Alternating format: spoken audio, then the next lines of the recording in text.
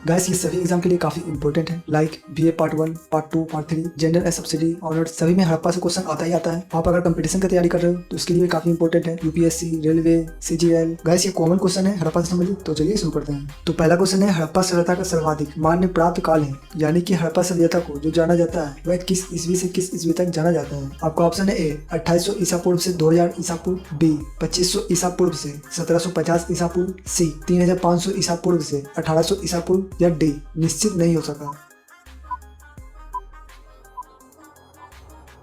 आपका सही ऑप्शन हो जाएगा बी 2500 ईसा पूर्व से 1750 ईसा पूर्व। क्वेश्चन नंबर 2, हड़प्पा किस नदी के किनारे स्थित है। आपका ऑप्शन है ए रावी नदी, बी सिंधु नदी, सी भोगवा नदी, डी झेलम नदी।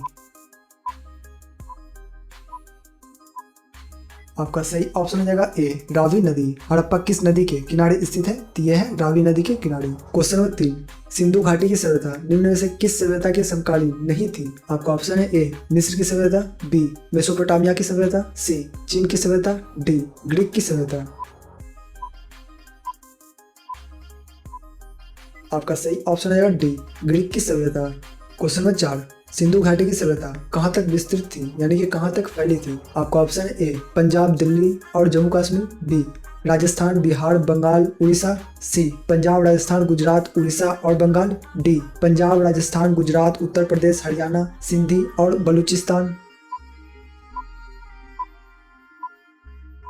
आपका सही ऑप्शन है डी पंजाब, राजस्थान, गुजरात, उत्तर प्रदेश, हरियाणा, सिंधी और बलूचिस्तान तक फैली थी। क्वेश्चन नंबर 5, मोहनजोदड़ो की खोज किसने की। आपका ऑप्शन है A Dayaram Sahni, B John Marshall, C Rakhaldas Banerjee, D इनमें से कोई नहीं।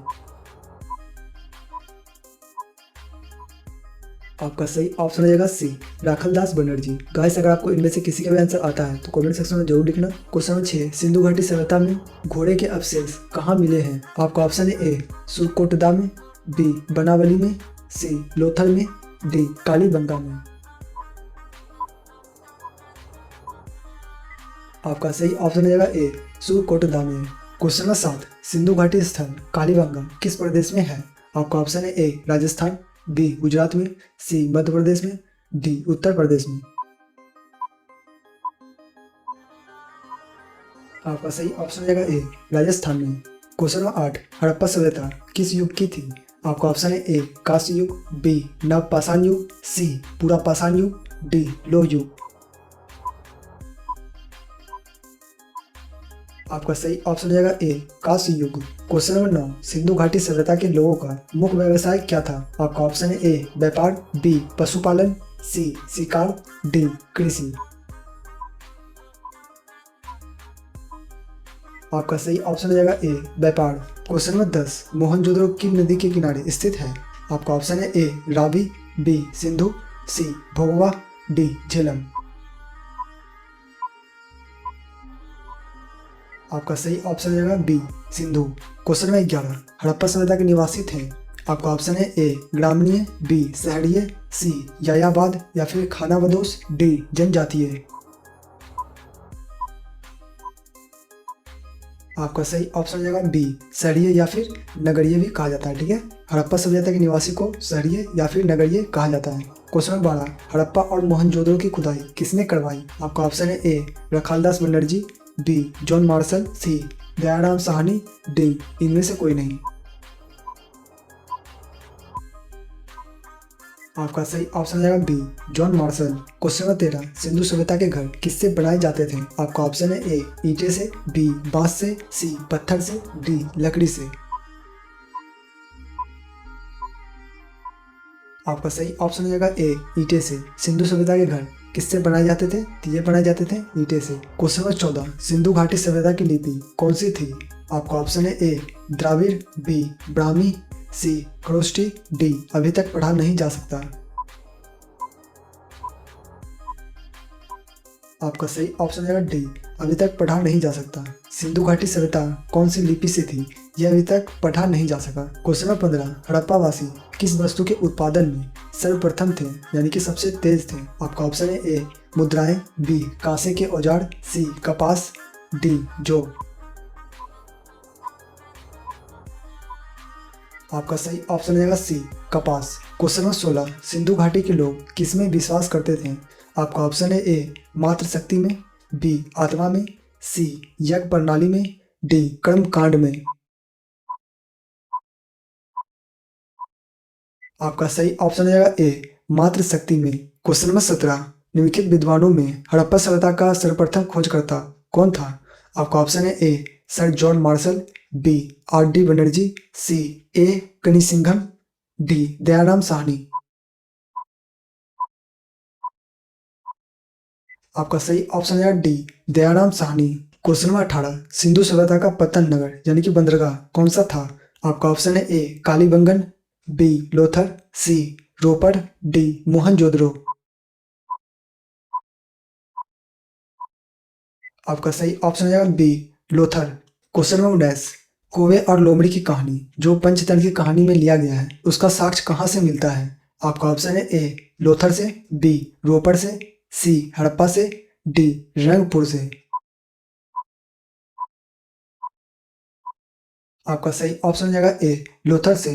क्वेश्चन नंबर 20, पैमानों की खोज ने यह सिद्ध कर दिया है कि सिंधु घाटी के लोग माप और तौल से परिचित थे। यह खोज कहाँ पर हुई थी? आपका ऑप्शन है ए, कालीबंगा, बी, हड़प्पा, सी, Chaudhary, D, Lothar.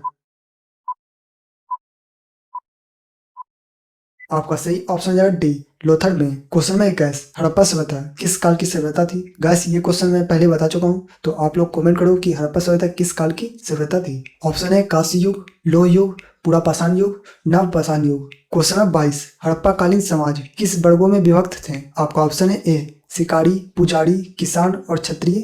Option B, विद्वान, योद्धा, व्यापारी और श्रमिक। ऑप्शन सी, ब्राह्मण, क्षत्रिय, वैश्य, शूद्र। ऑप्शन डी, राजा, पुरोहित, सैनिक और शूद्र। आपका सही ऑप्शन हो जाएगा बी, विद्वान, योद्धा, व्यापारी और श्रमिक। क्वेश्चन नंबर 23, हड़प्पा और मोहनजोदड़ो कहाँ स्थित है? आपका ऑप्शन है ए, गुजरात, बी, राजस्थान, सी, पंजाब, डी, पाकिस्तान। आपका सही ऑप्शन हो जाएगा D, Pakistan. Question number 24, Sindhu सभ्यता का सर्वाधिक उपयुक्त नाम क्या है? आपका ऑप्शन है ए, हड़प्पा सभ्यता, बी, सिंधु सभ्यता, सी, सिंधु घाटी सभ्यता, डी, इनमें से कोई नहीं। आपका सही ऑप्शन हो जाएगा ए, हड़प्पा सभ्यता। क्वेश्चन नंबर 25, सिंधु घाटी सभ्यता का प्रमुख विशेषता क्या थी? आपका ऑप्शन है ए, ग्रामीण योजना, बी, नगरीय योजना, सी, दोनों, डी, इनमें से कोई नहीं। आपका सही ऑप्शन है बी, नगरीय योजना या फिर शहरी योजना।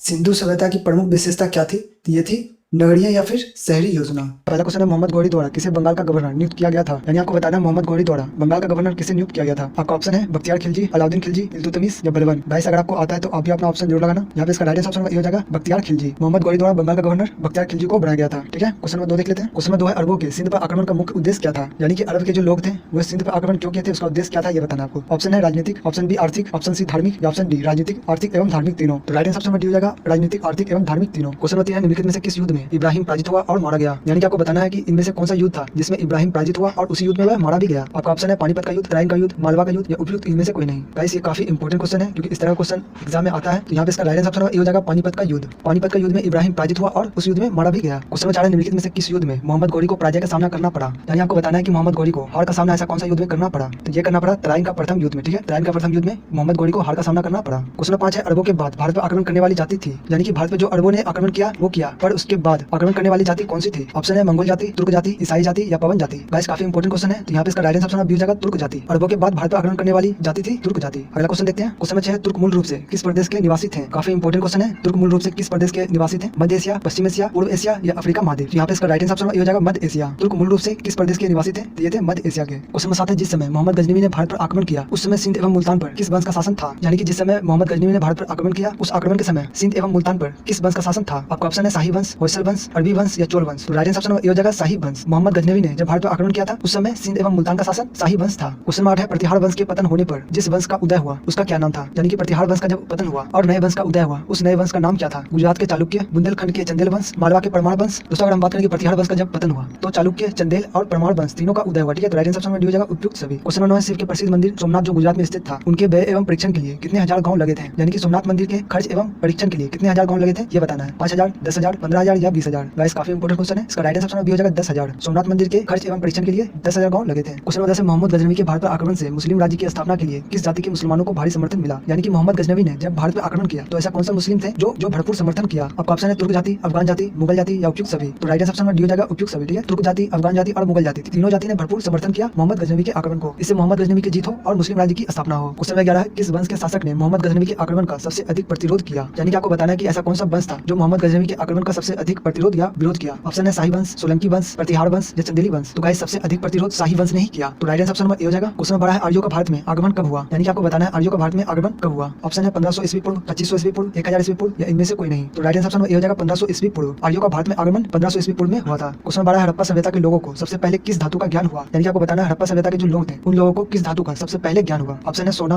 पीतल, तांबा या लोहा? तो राइट आंसर नंबर सी हो जाएगा तांबा। तो हड़प्पा सभ्यता के लोगों को सबसे पहले तांबा का ज्ञान हुआ था। क्वेश्चन 14 है मोहनजोदड़ो कहाँ स्थित है? पाकिस्तान, भारत, बांग्लादेश या कहीं नहीं? तो राइट आंसर नंबर ए हो जाएगा पाकिस्तान। पाकिस्तान के लड़काना जिले में मोहनजोदड़ो स्थित है। और अगर आपसे पूछा जाए कि मोहनजोदड़ो की खोज किसने किया तो ये क्या राखलदास बनर्जी ने 1922 ईस्वी में। ठीक है, क्वेश्चन 15 है सिंधु घाटी सभ्यता के लोग किस देवी की पूजा करते थे? मातृ देवी, वैष्णव देवी, दुर्गा देवी या काली देवी? तो guys right answer number A हो जाएगा मातृ देवी। सिंधु घाटी सभ्यता के लोग किस देवी की पूजा करते थे? ये है मातृ देवी की। मातृ देवी के साथ साथ पशुपतिनाथ की भी पूजा की जाती थी। तो अगर आपके ऑप्शन में मातृ देवी नहीं है तो पशुपतिनाथ राइट आंसर हो जाएगा। क्वेश्चन 16 है महान स्नानागार कहाँ मिला था? हड़प्पा में, मोहनजोदड़ो में, लोथल में या रोपड़ में? तो राइट आंसर नंबर बी हो जाएगा मोहनजोदड़ो में। महान स्नानागार मोहनजोदड़ो में मिला था। क्वेश्चन 17 सिंधु घाटी सभ्यता का स्वरूप है। यानी आपको बताना है सिंधु घाटी सभ्यता का स्वरूप कैसा है? ग्रामीण है, नगरीय है, खानाबदोश है या इनमें से कोई नहीं? तो गाइस काफी इंपोर्टेंट क्वेश्चन है, तो अगर आपको आता है तो अभी अपना ऑप्शन जरूर लगाना। यहाँ पे इसका राइट आंसर भी हो जाएगा नगरीय। ठीक है, सिंधु घाटी सभ्यता का स्वरूप नगरीय है। ठीक है, क्वेश्चन नंबर 18 है कौन सा पशु हड़प्पा सभ्यता में नहीं पाला जाता था? घोड़ा, गाय, बैल या इनमें से कोई नहीं? तो हड़प्पा सभ्यता में कौन सा पशु को नहीं पाला जाता था? तो यह है घोड़ा। तो राइट आंसर नंबर ए हो जाएगा। घोड़े को हड़प्पा सभ्यता के लोग नहीं पाते थे। क्वेश्चन 19 पूर्व वैदिक सभ्यता को जानने का एकमात्र साधन है महाकाव्य, ऋग्वेद, पुरातात्विक अवशेष या सामवेद? तो राइट आंसर नंबर बी हो जाएगा ऋग्वेद। ऋग्वेद के द्वारा पूर्व वैदिक सभ्यता को जानने में मदद मिली है। क्वेश्चन नंबर 20 है ऋग्वेद कितने मंडलों में विभक्त है? 7, 8, 12 या 10? ऋग्वेद कितने मंडलों में विभक्त है? यह है 10 मंडलों में। ठीक है, तो इसका राइट आंसर नंबर डी हो जाएगा। ऋग्वेद में 1028 सूत्र है और ऋग्वेद में 10,462 मंत्र है। तो इन सभी को भी आप ध्यान रखना। क्वेश्चन है कैसे आर्यों के सबसे प्राचीन ग्रंथ का नाम क्या है? ऑप्शन है यजुर्वेद, ऋग्वेद, सामवेद या अर्थवेद? तो आर्यों को प्राचीन ग्रंथ ऋग्वेद कहा जाता है। ठीक है, तो राइट आंसर नंबर बी हो जाएगा। क्वेश्चन नंबर 22 ऋग्वेद में किस देवता का उल्लेख नहीं है? यानी आपको बताना है ऐसा कौन सा देवता है जो ऋग्वेद में उल्लेख नहीं किया गया है? विष्णु जी, मारुति, ब्रह्मा या सोम? तो राइट आंसर नंबर सी हो जाएगा ब्रह्मा जी का। ऋग्वेद में ब्रह्मा जी का उल्लेख नहीं किया गया है। क्वेश्चन नंबर 23 इस्लाम धर्म के संस्थापक कौन था? यानी आपको बताना है इस्लाम धर्म के जो संस्थापक था वह कौन था? ऑप्शन है मोहम्मद उमर, ऑप्शन बी है अब्बासी खलीफा, ऑप्शन सी उमैयद खलीफा या ऑप्शन डी हजरत मोहम्मद? तो इस्लाम धर्म के जो संस्थापक कहा जाता है वो कहा जाता है हजरत मोहम्मद को। ठीक है, राइट आंसर नंबर डी हो जाएगा हजरत मोहम्मद। क्वेश्चन नंबर 24 भारत में मार्क्सवाद विचारधारा का अग्रदूत दूत किसे माना जाता है? तो ये माना जाता है डीडी कोसाम्बी को। ठीक है, तो राइट आंसर हो जाएगा डीडी कोसाम्बी। क्वेश्चन 25 है कुतुबुद्दीन ऐबक ने किस स्थान से शासन का संचालन किया था? यानी कि कुतुबुद्दीन ऐबक ने जो शासन किया था वह किस स्थान से स्टार्ट किया था? आगरा, लाहौर, दिल्ली या कन्नौज? गाइस अगर आपको आता है तो आप भी अपना ऑप्शन जरूर लगाओ। यहाँ पे राइट आंसर बी हो जाएगा लाहौर। कुतुबुद्दीन ऐबक ने किस स्थान से शासन स्टार्ट किया था? ये किया था लाहौर से। क्वेश्चन 26 निम्नलिखित में से किसने सल्तनत काल में डाक व्यवस्था का विस्तृत विवरण दिया है? तो गाइस ये दिया है फिरोज शाह ने। तो राइट आंसर ये हो जाएगा फिरोज शाह। क्वेश्चन 27 उस मुस्लिम विजेता का नाम बताइए जिसने अपने सिक्कों पर हिंदू देवी देवताओं की आकृति अंकित कर रखी थी? ऑप्शन है मोहम्मद गौरी, गजनबी, कुतुबुद्दीन ऐबक या बाबर? तो राइट आंसर हो जाएगा मोहम्मद गौरी। मोहम्मद गौरी ने अपने सिक्कों पर हिंदू देवी देवताओं की आकृति अंकित कर रखी थी। क्वेश्चन 28 तुर्क के आगमन के साथ भारत में किस भाषा का आरंभ हुआ? हिंदुस्तानी, फारसी, उर्दू या अरबी? तो तुर्क के आगमन के साथ भारत में अरबी भाषा की आरंभ हुआ था। तो राइट आंसर नंबर डी हो जाएगा। क्वेश्चन 29 निम्न में से कौन चंदेल शासन था जो मोहम्मद गजनवी से पराजित नहीं हुआ था? आपका ऑप्शन है ढंग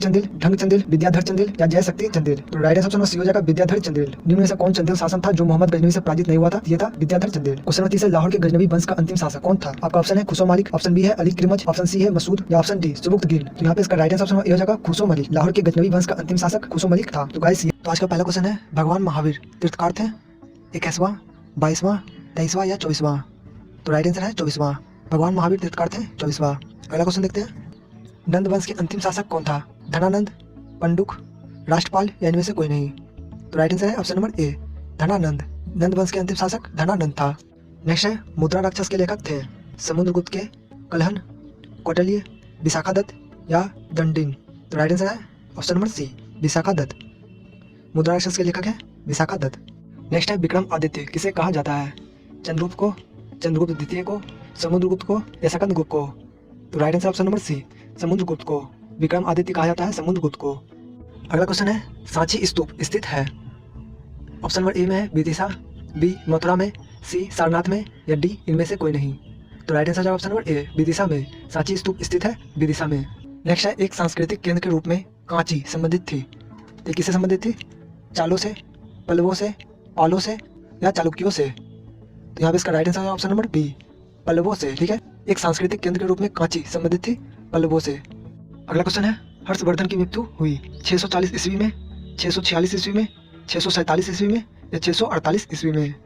तो यहाँ पे इसका राइट आंसर है ऑप्शन नंबर सी 647 ईस्वी में। हर्षवर्धन की मृत्यु हुई 647 ईस्वी में। नेक्स्ट क्वेश्चन है राज तरंगिणी के लेखक कौन थे? विशाखा दत्त, कलहन, शूद्रक, हरिसेन। तो right answer option number B Kalhana. Rajatarangini के लेखक कलहन थे। अगला क्वेश्चन है निम्नलिखित में से कौन सा स्थान सिंधु घाटी सभ्यता से संबंधित नहीं था? हड़प्पा, मोहनजोदड़ो, कालीबंगा या कांची। तो यहाँ पे इसका right answer option number D हो जाएगा कांची। निम्नलिखित में से कौन सा स्थान सिंधु घाटी सभ्यता से संबंधित नहीं था? तो यह है कांची। अगला क्वेश्चन है सर्वाधिक शक्तिशाली महाजन पद था मगध, काशी, अंग या कौशल। तो यहाँ पे इसका right answer option number A हो जाएगा मगध। सर्वाधिक शक्तिशाली महाजन पद था मगध। अगला क्वेश्चन है गौतम बुद्ध ने अपना पहला उपदेश कहाँ दिया था? गया में, सारनाथ में, कुशीनगर में या इनमें से कोई नहीं। तो right answer option number B Sarnath में। गौतम बुद्ध ने अपना पहला उपदेश दिया था सारनाथ में। नेक्स्ट क्वेश्चन है कलिंग पर आक्रमण किसने किया था? चंद्रगुप्त ने, अशोक ने, अजातशत्रु ने या समुद्रगुप्त ने। तो right answer option number B Ashoka ने। कलिंग पर आक्रमण किया था अशोक ने। अगला क्वेश्चन है भारतीय नेपोलियन किसे कहा जाता है? अशोक को, चंद्रगुप्त को, चंद्रगुप्त द्वितीय को या समुद्रगुप्त को। तो भारतीय नेपोलियन कहा जाता है समुद्रगुप्त को। ठीक है, तो इसका right answer option number D हो जाएगा। अगला क्वेश्चन है विक्रमशिला महाविहार प्रमुख केंद्र था बौद्धवाद का, शैववाद का, वैष्णववाद का या तंत्रवाद का। तो right answer option number A हो जाएगा बौद्धवाद का। विक्रमशिला महाविहार प्रमुख केंद्र था बौद्धवाद का। अगला क्वेश्चन है तंजौर का मंदिर निर्मित हुआ था पल्लव शासक द्वारा, चोल शासक द्वारा, पाल शासक द्वारा या चालुक्य शासक द्वारा। तो यहाँ पे राइट आंसर हो जाएगा ऑप्शन नंबर बी चोल शासक द्वारा। अगला क्वेश्चन है दक्षिण भारत में महाजन कहे जाते थे? बनिया को, बंजारा को, चेटी को या इनमें से कोई नहीं। तो right answer option number A हो जाएगा बनिया को। दक्षिण भारत में महाजन कहे जाते थे बनिया को। अगला क्वेश्चन है सोमनाथ के मंदिरों को किसने तोड़ा? मोहम्मद गजनवी ने, मोहम्मद गौरी ने, मोहम्मद बिन कासिम ने या इल्तुतमिश ने। तो right answer option number A हो जाएगा मोहम्मद गजनवी ने। सोमनाथ मंदिर को किसने तोड़ा? तो मोहम्मद गजनवी ने। अगला क्वेश्चन है वैदिक युग में सर्वाधिक शक्तिशाली राजनीतिक संस्था थी सभा, समिति, विधत या जन। तो right answer option number B हो जाएगा समिति। वैदिक युग में सर्वाधिक शक्तिशाली राजनीतिक संस्था थी समिति। अगला क्वेश्चन है छठी शताब्दी ईसा पूर्व में कितने महाजन पद थे? 14, 15, 16 या 18। तो right answer option number C हो जाएगा 16। छठी शताब्दी ईसा पूर्व में कितने महाजन पद थे? ये थे 16। अगला क्वेश्चन है गौतम बुद्ध की मृत्यु हुई सारनाथ में, कुशीनगर में, वैशाली में या बोध गया में। तो right answer option number B हो जाएगा कुशीनगर में। गौतम बुद्ध की मृत्यु हुई कुशीनगर में। अगला क्वेश्चन है शुंग वंश के संस्थापक कौन थे? पुष्यमित्र, अग्निमित्र, वसुमित्र या पुलिंदक। तो right answer option number A हो जाएगा पुष्यमित्र।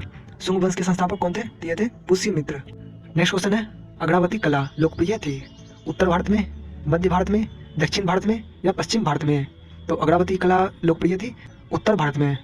नेक्स्ट क्वेश्चन है विक्रम संवत प्रचलित हुआ 55 ईस्वी पूर्व में, 56 ईस्वी पूर्व में, 57 ईस्वी पूर्व में या 60 ईस्वी पूर्व में। तो right answer option number C हो जाएगा 57 ईस्वी पूर्व में। विक्रम संवत प्रचलित हुआ 57 ईस्वी पूर्व में। अगला क्वेश्चन है हर्षवर्धन के शासनकाल में भारत आने वाले चीनी यात्री था फाहियान, हेनसांग, इतिसियांग, धर्मस्वामी। तो right answer option number B हो जाएगा हेनसांग। हर्षवर्धन के शासनकाल में भारत आने वाले चीनी यात्री था हेनसांग। अगला क्वेश्चन है निम्नलिखित में से कौन सा साम्राज्य नाविक शक्ति के लिए प्रसिद्ध था? पाल, पांड्य, चालुक्य या चोल।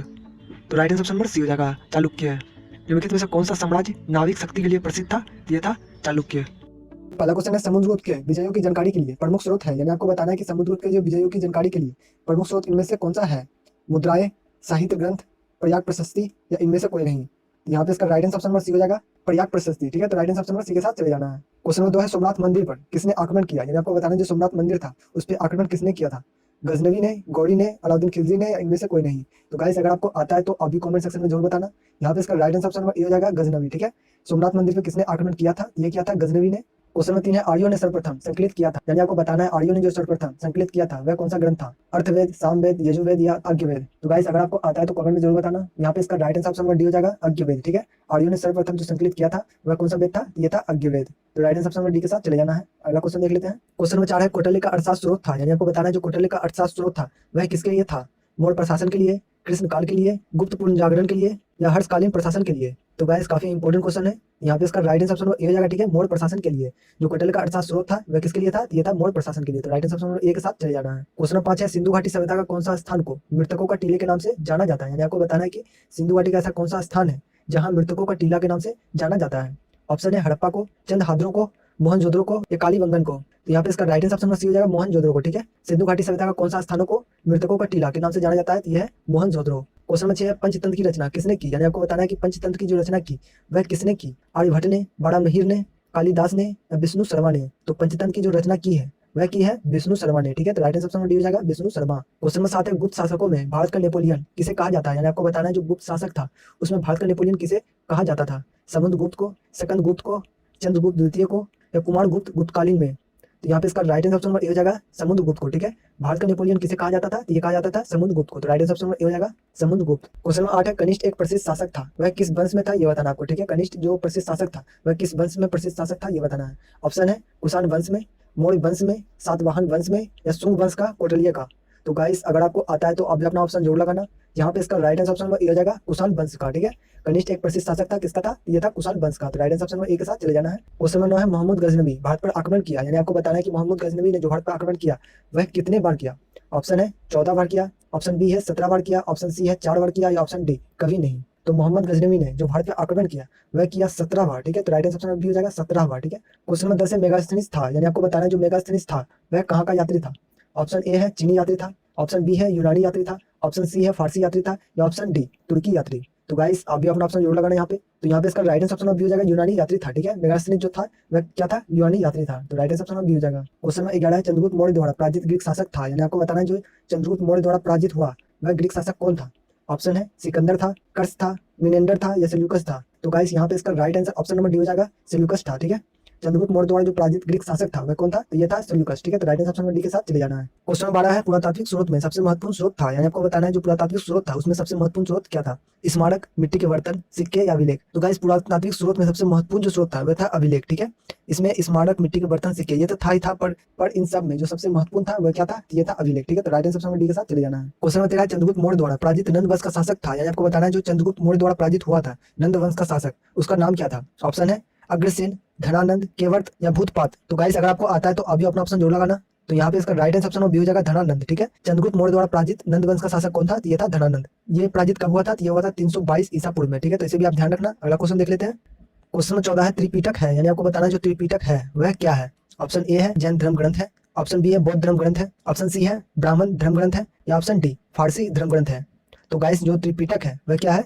बौद्ध धर्म ग्रंथ है, ठीक है। तो right answer option number B हो जाएगा, बौद्ध धर्म ग्रंथ। इस त्रिपिटक में भगवान बुद्ध के उपदेशों को संग्रहित किया गया है, ठीक है। तो right answer option number B के साथ चले जाना है। क्वेश्चन नंबर 15 है, चीनी यात्री हेनसांग ने भारत का भ्रमण किया अशोक के शासनकाल में, कनिष्क के शासनकाल में, चंद्रगुप्त के शासनकाल में या हर्ष के शासनकाल में? तो गाइस चीनी यात्री हेनसांग ने जो भारत का भ्रमण किया वह किया हर्ष के शासनकाल में, ठीक है। यह आया था गौतम बुद्ध की शिक्षाओं को अध्ययन करने के लिए। उसने नालंदा विश्वविद्यालय में छात्र के रूप में पढ़ा, साथ ही शिक्षक के रूप में पढ़ाया भी, ठीक है। क्वेश्चन नंबर 16 है, चंद्रगुप्त मौर्य का देहांत हुआ था, यानी आपको बताना जो चंद्रगुप्त मौर्य का देहांत हुआ था वह कहाँ हुआ था? पाटलिपुत्र में, तक्षशिला में, श्रवणबेलगोला में या उज्जैन में? तो गाइस चंद्रगुप्त मौर्य का जो देहांत हुआ था वह हुआ था श्रवणबेलगोला में, ठीक है। तो राइट आंसर ऑप्शन सी हो जाएगा। अच्छा, श्रवणबेलगोला कहाँ पड़ता है? तो ये पड़ता है कर्नाटक राज्य के हार्स जिले में, तो इसे भी आप ध्यान रखना। अगला क्वेश्चन देख लेते हैं। क्वेश्चन नंबर 17, कनिष्ठ ने स्थापित किया, यानी आपको बताना जो कनिष्ठ ने स्थापित किया वह क्या किया? ऑप्शन है शक संवत को, विक्रम संवत को, गुप्त संवत को या इनमें से कोई नहीं? तो गाइस काफी इंपॉर्टेंट क्वेश्चन है, अगर आपको आता है तो आप भी अपना ऑप्शन जरूर लगाना। तो यहाँ पे इसका राइट आंसर ऑप्शन हो जाएगा शक संवत को, ठीक है। कनिष्ठ ने जो स्थापित किया वह क्या किया? शक संवत को। क्वेश्चन नंबर 18 है, सिंधु सभ्यता के अवशेषों का पता सर्वप्रथम लगा था, यानी आपको बताना है जो सिंधु सभ्यता के अवशेषों का पता लगा था वह सर्वप्रथम लगा था, कब लगा था ये बताना है, ठीक है। ऑप्शन है 1921 में, 1923 में, 1927 में या 1931 में? तो गाइस ये जो लगा था ये लगा था 1921 में, ठीक है। तो राइट आंसर ये हो जाएगा 1921। क्वेश्चन नंबर 19 है, गुप्त शासन पद्धति थी, यानी कि आपको बताना है जो गुप्त शासन पद्धति थी वह कैसी थी? ऑप्शन है प्रजातंत्रीय थी, राजतंत्रीय थी, धर्म आधारित थी या इनमें से कोई नहीं? तो गुप्त शासन पद्धति थी ये थी राजतंत्रीय, ठीक है। राजा के द्वारा ये तंत्र किया जाता था, यानी कि राजा के द्वारा अपना साम्राज्य चलाया जाता था, तो ये हो गया राजतंत्रीय, ठीक है। तो राइट आंसर ऑप्शन बी के साथ चले जाना है। क्वेश्चन नंबर 20 है, अर्थशास्त्र इस विषय पर लिखा गया एक ग्रंथ है, यानी आपको बताना है जो अर्थशास्त्र लिखा गया है वह किस विषय का ग्रंथ है? ऑप्शन है अर्थशास्त्र का, राजनीति शास्त्र का, वाणिज्यिक का या इनमें से कोई नहीं? तो गाइस अगर आपको आता है तो कमेंट सेक्शन में इसका आंसर जोड़ देना। तो यहाँ पे इसका राइट आंसर भी हो जाएगा राजनीति शास्त्र, ठीक है। अर्थशास्त्र इस विषय में लिखा गया एक ग्रंथ है, यह है राजनीति शास्त्र। बता दें कि कौटिल्य द्वारा ये लिखा गया था और इसमें राज्य व्यवस्था, कृषि, न्याय एवं राजनीति के बारे में बताया गया है। क्वेश्चन में कैसे भारत का भ्रमण करने वाली विदेशी यात्री था, यानी आपको बताना है कि भारत का भ्रमण करने वाली जो विदेशी यात्री था उसका नाम क्या था? ऑप्शन है हेनसियांग, मेगस्थनीज, फाहियान या इनमें से कोई नहीं। तो भारत का भ्रमण करने वाले यानी कि घूमने के लिए जो आया था विदेशी यात्री, उसका नाम था फाहियान। ठीक है, तो राइट आंसर ऑप्शन में सी हो जाएगा फाहियान। पढ़ने के लिए कौन आया था? ये आया था हेनसियांग। क्वेश्चन नंबर 22 है आर्यभट्ट था, यानी आपको बताना है कि जो आर्यभट्ट था वह क्या था? संगीतज्ञ था, दार्शनिक था, इतिहासकार था या गणितज्ञ था? तो आर्यभट्ट जो था वह था एक गणितज्ञ। ठीक है, तो राइट आंसर डी हो जाएगा गणितज्ञ। क्वेश्चन नंबर 23 बड़े महिर थे, यानी आपको बताना है बड़े महिर जो थे वह क्या थे? एक भूगोलवाता थे, एक ज्योतिषाचार्य थे, एक गणितीय थे या एक इतिहासकार थे? तो गाइस यहाँ पे इसका राइट आंसर ऑप्शन सी हो जाएगा एक गणितीय थे। ठीक है, और यहाँ पे बता दूं कि यह चंद्रगुप्त विक्रमादित्य के नवरत्नों में से एक थे। क्वेश्चन नंबर 24 है त्रिवेदिक काल में राजा का महत्वपूर्ण अधिकारी कौन था? यानी आपको बताना है जो त्रिवेदिक काल था उसमें राजा का जो महत्वपूर्ण अधिकारी था वह कौन था? सेनानी, पुरोहित, प्रजापति या अग्रसेन? तो गाइस अग्रवैदिक काल में जो राजा का महत्वपूर्ण अधिकारी था वह था पुरोहित। ठीक है, तो राइट आंसर ऑप्शन बी हो जाएगा पुरोहित। क्वेश्चन 25 है प्राचीन भारत में द्वितीय शहरीकरण कब हुआ? यानी आपको बताना है प्राचीन भारत में जो द्वितीय शहरीकरण हुआ वह कब हुआ? त्रिवेदिक काल में हुआ, उत्तर वैदिक काल में हुआ, प्राक मौर्य काल में हुआ या मौर्य काल में हुआ? तो गाइस काफी इंपॉर्टेंट क्वेश्चन है, ये हुआ प्राक मौर्य काल में। ठीक है, तो राइट आंसर ऑप्शन हो जाएगा प्राक मौर्य काल। क्वेश्चन नंबर 26 है निम्न में से कौन सी पुस्तक मेगास्थनीज ने लिखी थी? यानी आपको बताना है कि निम्न में से ऐसा कौन सा पुस्तक है जो मेगास्थनीज ने लिखा था? ऑप्शन है इंडिका, अर्थशास्त्र, नागानंद या इनमें से कोई नहीं। तो मेगास्थनीज ने जो किताब लिखा था वो लिखा था इंडिका। ठीक है, तो right answer option number A हो जाएगा इंडिका। ठीक है, क्वेश्चन नंबर 27 है अशोक का व्यक्तिगत धर्म क्या था? यानी आपको बताना है कि अशोक जो है उसका व्यक्तिगत जो धर्म है वह क्या था? जैन धर्म था, बौद्ध धर्म था, शैव धर्म था या वैष्णव धर्म था? तो अशोक का जो व्यक्तिगत धर्म था वह था बौद्ध धर्म। ठीक है, तो राइट आंसर ऑप्शन बी हो जाएगा। क्वेश्चन नंबर 28 है सातवाहनों के संस्थापक कौन था? यानी आपको बताना है कि सातवाहनों का जो संस्थापक था वह किसने किया था? कृष्ण, सिमुख, शतको प्रथम या गौतमी पुत्र? तो गाइस अगर आपको आता है तो अभी अपना ऑप्शन जोड़ लगाना। तो यहाँ पे इसका राइट आंसर ऑप्शन बी हो जाएगा सिमुख। ठीक है, बता दें कि सातवाहनों की स्थापना 230 से 60 ईसा पूर्व के बीच राजा सिमुख द्वारा की गई थी। क्वेश्चन नंबर 29 है सिंधु घाटी और उनके निवासियों के प्रमुख देवता कौन थे? यानी आपको बताना है जो सिंधु घाटी है और उनके निवासी है उनके प्रमुख देवता कौन थे? या सिंधु घाटी के लोग किस देवी देवताओं को मानते थे? ऑप्शन है विष्णु, लक्ष्मी, शिव और पार्वती, पशुपति और मातृ देवी या इनमें से कोई नहीं। तो सिंधु घाटी निवासियों का जो प्रमुख देवता था वह था पशुपति और मातृ देवी। ठीक है, तो राइट आंसर ऑप्शन में सी हो जाएगा पशुपति और मातृ देवी। क्वेश्चन नंबर 30 है भारत में सोडिस महाजनपद विकसित हुए? यानी आपको बताना है जो भारत में सोडिस महाजनपद विकसित हुए वह कब हुए? ईसा पूर्व 6ठी शताब्दी में, गुप्त काल में, मौर्य काल में, ईसा पूर्व 5वीं शताब्दी में? तो गाइस ये हुए ईसा पूर्व 6ठी शताब्दी में। ठीक है, तो राइट आंसर ऑप्शन में ए हो जाएगा। बता दें कि भारत में 16 मुख्य जनपद या महाजनपद थे जिसे सोडिस जनपद कहा जाता है। तो गाइस शुंग शासक थे। आपका ऑप्शन है क्षत्रिय, बी ब्राह्मण, सी वैश्य, डी विदेशी। आपका सही ऑप्शन हो जाएगा बी ब्राह्मण। शुंग राजवंश प्राचीन भारत का एक ब्राह्मण राजवंश थे जिन्होंने मौर्य राजवंश के बाद शासन किया। इनका शासन उत्तर भारत में 185 बीसी से 73 ईसा पूर्व तक यानी 112 वर्षों तक रहा था। पुष्यमित्र शुंग इस राजवंश के प्रथम शासक थे। नेक्स्ट क्वेश्चन देखते हैं किस शुंग शासक के लिए सेनापति शब्द का प्रयोग किया गया है? आपका ऑप्शन है पुष्यमित्र, बी अग्निमित्र, सी वसुज्येष्ठ, डी वसुमित्र। आपका सही ऑप्शन हो जाएगा पुष्यमित्र। पुष्यमित्र शुंग 185 149 बीसी प्राचीन भारत के शुंग राजवंश के एक राजा थे। वे शुंग साम्राज्य के संस्थापक और प्रथम राजा थे। इससे पहले वे मौर्य साम्राज्य में सेनापति थे। नेक्स्ट क्वेश्चन देखते हैं दूसरा अशोक कनिष्क किसे कहते हैं? आपका ऑप्शन है समान सैनिक विजयों के कारण, बी समान धार्मिक नीति के कारण, सी जनप्रिय नीतियों के कारण, डी उपरोक्त में से कोई नहीं। आपका सही ऑप्शन हो जाएगा सी जनप्रिय नीतियों के कारण। अपनी सैन्य, राजनीतिक और आध्यात्मिक उपलब्धियों के लिए प्रसिद्ध है, इसलिए उन्हें दूसरा अशोक कहा जाता है। एक्सप्लेनेशन कनिष्क प्रथम 2री शताब्दी में कुषाण वंश के सम्राट थे। उनके साम्राज्य की मुख्य राजधानी कपूर में एक और प्रमुख राजधानी गंधार के पूर्वापुरा में स्थित थी। नेक्स्ट क्वेश्चन देखते हैं मेगास्थनीज यूनानी राजदूत था। आपका ऑप्शन है चंद्रगुप्त मौर्य के दरबार में, बी चंद्रगुप्त द्वितीय के दरबार में, सी अशोक के दरबार में, डी इनमें से कोई नहीं। आपका सही ऑप्शन हो जाएगा ए चंद्रगुप्त मौर्य के दरबार में। मेगास्थनीज 304 ईसा पूर्व 299 बीसी यूनान का एक राजदूत था जो चंद्रगुप्त मौर्य के दरबार में आया था। यूनानी सामंत सिल्यूकस भारत में फिर राज्य विस्तार की इच्छा से 305 ईसा पूर्व भारत पर आक्रमण किया था, किंतु उसे संधि करने पर विवश होना पड़ा था। नेक्स्ट क्वेश्चन देखते हैं वैदिक कालीन सामाजिक व्यवस्था का इकाई था। आपका ऑप्शन है ए व्यक्ति, बी परिवार, सी कुल, डी कबीला। आपका सही ऑप्शन हो जाएगा सी कुल। ऋग्वेदिक समाज की सबसे छोटी इकाई परिवार या कुल होती थी। ऋग्वेद में कुल शब्द का उल्लेख नहीं है। परिवार के लिए गृह शब्द का प्रयुक्त हुआ है। कई परिवार मिलकर ग्राम या गोत्र तथा कई ग्राम मिलकर विश्व का निर्माण एवं कई विश्व मिलकर जन का निर्माण करते थे। तो दोस्तों, इसी तरह के और भी वीडियो को आप देखना चाहते हैं तो लेफ्ट साइड वीडियो पॉपअप हो रहा होगा, उस पर क्लिक कर आप देख सकते हो। धन्यवाद।